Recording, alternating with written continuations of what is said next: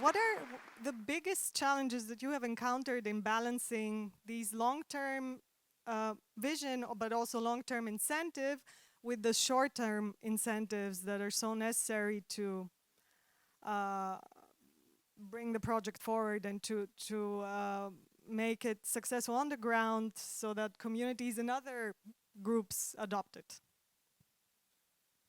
Okay. So the conflicts between short term and long term.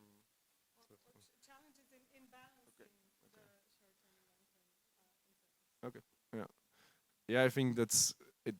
The whole what you describe is sort of the whole game of a bit of restoration and working with these rural communities, because we can have these nice dreams of, you know, reforestation and a bigger vision of saving the planet and the climate, but to be honest, I mean, they care, but these rural communities, they don't really care. I mean, that's the fundamental truth. They care about next year's harvest. They care if their animals can feed themselves and if they'll have an income at the end of the day. And so I think the whole game is to make sure that you actually accommodate those things and at the same time try to guide them and get them on the long-term path. And that's the whole challenge of the project. So. Yeah, I think, I mean, I fully agree. I was just going to say there's a couple of examples that I found stunning from, I was recently in the field being explained about the project. There were two things that completely struck me in Senegal, particularly. Number one, it was absolutely about the livestock. Nobody, I mean, yes, the trees bring rain, I was told, but unless the livestock have grass, what point is there? And in the degraded ecosystems here, there used to be 15 species of grass. There are now only 5, sometimes less, as many as 2. And it's the quality of the grass that actually restoring land can provide instant benefits. So that's one of the, as foresters, that's one of the things that we've got to completely change our view on how you think about value in the short term. And the other thing that, you know, don't forget about the long term, because of course, I mean, the people downstairs who I don't think are in this room are thinking about returns and what's happening in the future with carbon. But there is also the return on the cash crops. So one of the tree crops, one of the things we're trying to do is graft, learn new techniques to make the fruiting happen faster. But even then, you know, you talk about fruiting happening in 5 years instead of 10 years, it's still 5 years too late. So absolutely the short-term incentives have got to win out. Yeah. Just really want to echo what Gilles and Jessica have said. Really, the it's really a privilege to kind of think long term. And I've just noticed that the communities, they can't afford to, right? To, like I mentioned in the presentation, it's really a challenge because they have all these kind of life things that they have to immediately deal with, and you know, it's like if a tree's going to fruit in 5 years, again, it's 5 years too late. So what we've had to do is, you know, we're using sort of agricultural residues to like make oyster mushrooms so that they can get like more immediate income, or doing, you know, assisting them with, say, cassava processing. So again, just to kind of bring some added value early on while the trees are developing. So yeah, it's a really difficult balance. It's really interesting that it seems like we all make the same experiences on the ground. And just an example, in the mango season in Sierra Leone, up to 80% of the mangoes simply rot because of after harvest losses. So it's for me it was the most important thing to understand where the short term like hardships come from. And we were talking about solar dryers for the mangoes. And I talked to the farmers, okay, what if you could dry the mangoes, which would create jobs in the villages, and then sell them instead of May, which is the high season for mango, is to sell them dried in September. So they all begin to smile because they know, okay, you'll get a good price for that. And also what I've been talking about, the seeds. It's they are facing hardships also from the system down there. At the beginning of the groundnut season, they um, they don't have money and they don't have products. So they go to the local seed traders and say, okay, give me a credit. And then they might lose the best moment for planting, and then they have to give back for 10 bags of groundnuts, they have to give back 20. So after 5 months, 100% of interest. So we gave to the community seeds, not as a donor, but with a small amount of interest. So next year they will have their own seeds. And these small incentives, like on short term, and you can really generate commitment for the whole project with relatively small investments, but a great help.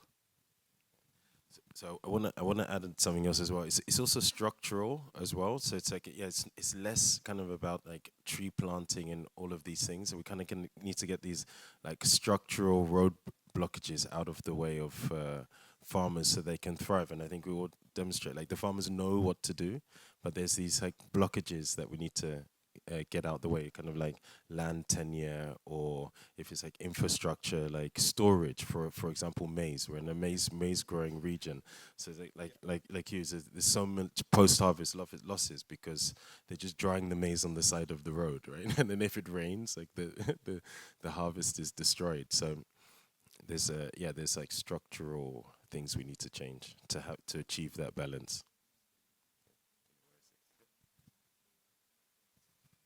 Maybe now we have some questions. I think maybe everyone can hear you. Or give it a try. Or yeah. Just in case. Hi, I'm Wade from Global Forest Generation, and one thing I think that's not really being discussed all that much, even though it's really important, is actually like survival rates. And we've seen these like massive projects like in Turkey, 1 million trees planted in a day, and then you go back a few years later and none of them lived. And I just wanted to know, like, is this something you guys are finding is becoming increasingly important when it's reporting for like your investors and your donors, and how are you addressing this when you decide to identify a restoration site? Is it a key factor to say that, okay, we think this is a good area that is going to have long-term success with the survival of what we're planting?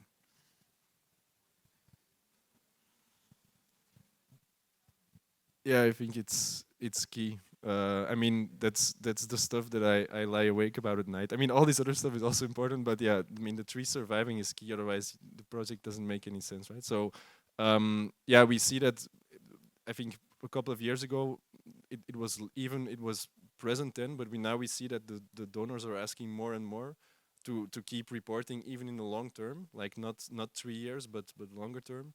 And for example, we're developing a carbon project now, and there it's very simple. If your tree doesn't grow, then there's no carbon credits. So yeah, I think it's key. And for us, we try to learn as much as possible because we've been active for 5 years, and we know now which soil characteristics, which community characteristics, site topographies work to do a successful planting project. And yeah, we still see in the Sahel you need to take into account certain mortality rates, but yeah, we see that it's the survival rates are also what keeps the project alive. So yeah. Just a great question, and something to add from our side. I think it's one of those things that makes me smile, because oftentimes if people ask what's your survival rate, they also want to give you 15 cents a tree, and you're like, I'm sorry, if you're going to do which one do you want? You don't do cheap tree planting. It's a 15-year minimum commitment, and you need to be paying at least 2 years capital investment in advance so that you can build the nursery so the seeds can stay and germinate for longer, so they're stronger. You have to do all of that, like millions of pit digging.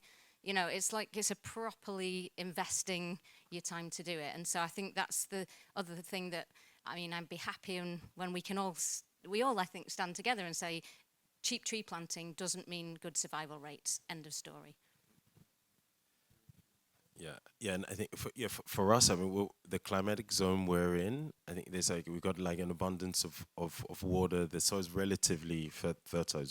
It's dropping dramatically, but for us, it's not really about the survival rate. It's more about we're doing to empower the community for the kind of whole farming system to survive. Yeah, so I kind of like switch off if I'm asked about like survival rates, because then it leads to 15 cents a tree, and it's just not workable, right? So yeah, we kind of need to change that kind of thinking and narrative about survival rates, and also the science is there also, right? Because if you kind of, again, like getting out the way, kind of letting nature do what it does best, it rebounds so fast. You can even have much better survival rates if you kind of just focus on the kind of whole system rather than kind of like these individual trees. But yeah, I get it. They're about numbers, so it's difficult. Yeah, so it's interesting. So we're in different regions. So Kofi and I, we're in regions where there's abundance of water. So in the rainy season, so survival rates are not that difficult. I want to add that the trees should have sort of benefit to the communities, and we visited like 20 years old agroforest trees, or maybe 5 years old, who begin to bear fruits. And so people are interested if they get a benefit from it. And what we see, that if you plant trees that people are familiar with, maybe not all of them, but the system, for example, mangoes, cashew nuts, moringa is very common in the region. So this will help to engage the communities. And second thing is, of course, we need people on the ground to help to develop these nurseries, to have the really the best seeds, to get strong seedlings. And if this works together with the community, so I completely agree with you. So it's all about engaging the communities and giving them the benefits, short term and long term.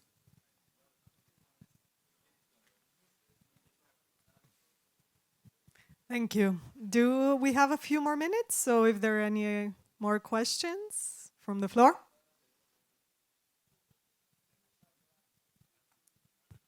Hi there. I'm Yi from Terraformation. I'm curious because we've heard so much about community engagement, short-term benefits, right? Like economic models. Like this is tantamount to just like economic development, right? Developing new business models in a region. And I'm curious how much of that, like when you talk to your donors or grantors or your financial supporters, how much does that language come through? And how much of appeal does that have as a hook, right, for financial support to talk about economic development, international development, as opposed to carbon per se?